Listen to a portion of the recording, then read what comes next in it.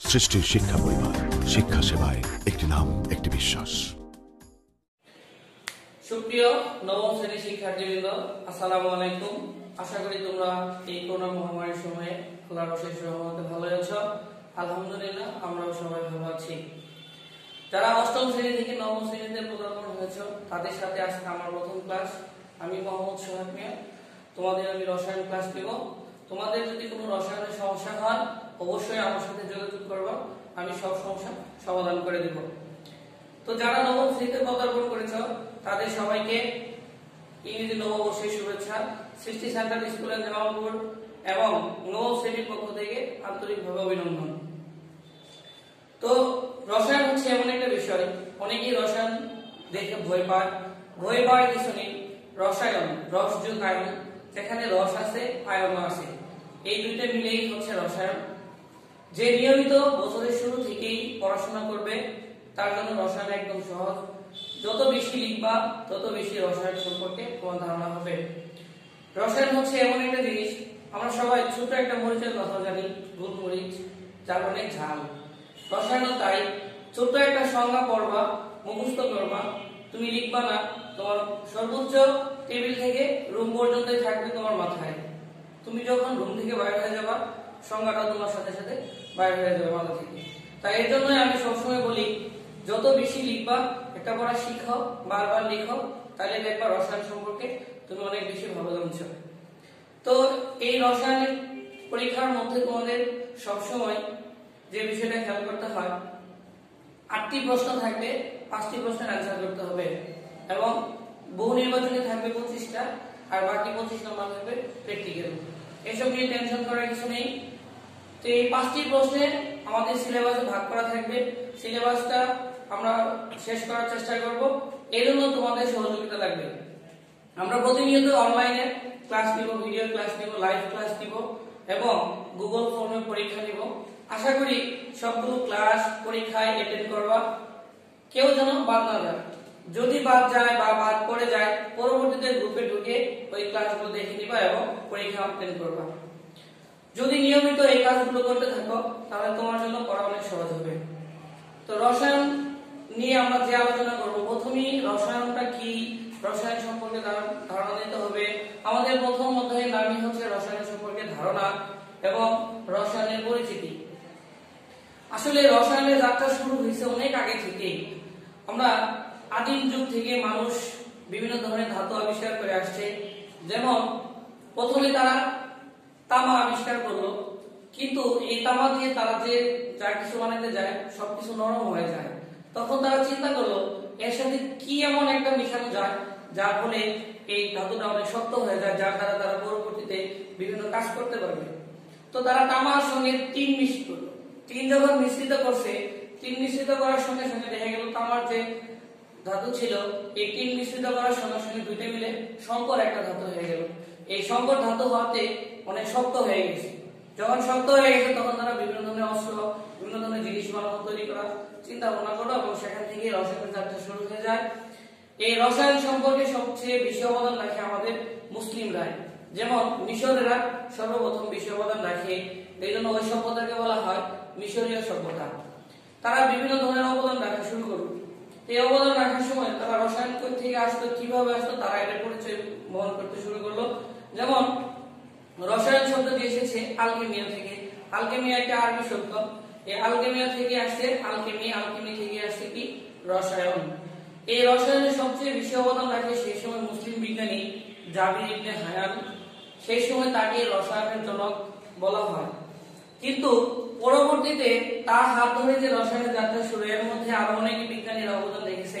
যেমন আমরা অনেকেই পড়েছি, জানি, জন ডাল্টন, নিউটন, অ্যাভোগাড্রো, এরা বিভিন্ন বিষয় নিয়ে তারা বিভিন্ন সময় গবেষণা করেছে। তো সেই ক্ষেত্রে রসায়নের শুরুতে যে বেশি অবদান রেখেছে তার জন্য তাকে বলা হয়েছিল জাবির ইবনে হায়ান, একে রসায়নের জনক বলা হয়।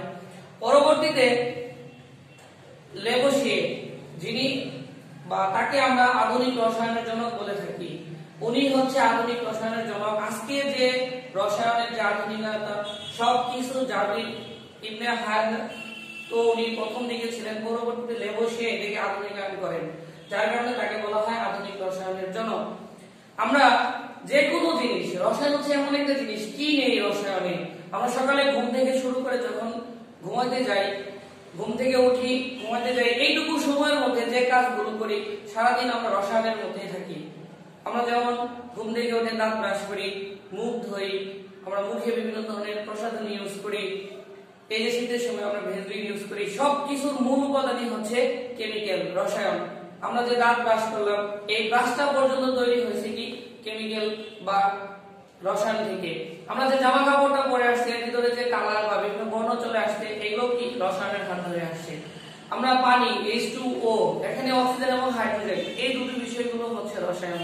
আমরা রসায়নের ধারণা বা রসায়নের যখন পরিচিতি পড়ব, তখন আমরা রসায়নের কোন বিষয়গুলো আলোচনা করা হয়, কি বিষয়গুলো আলোচনা করা হয়, কোন বিষয়ে তুমি গবেষণা করবা, কোন বিষয়ে তুমি আবিষ্কার করতে চাচ্ছ, এই সম্পর্কে ধারণা পাবো। এই রসায়নের পরিধি সম্পর্কে জানবো, রসায়ন পাঠের গুরুত্ব সম্পর্কে জানবো।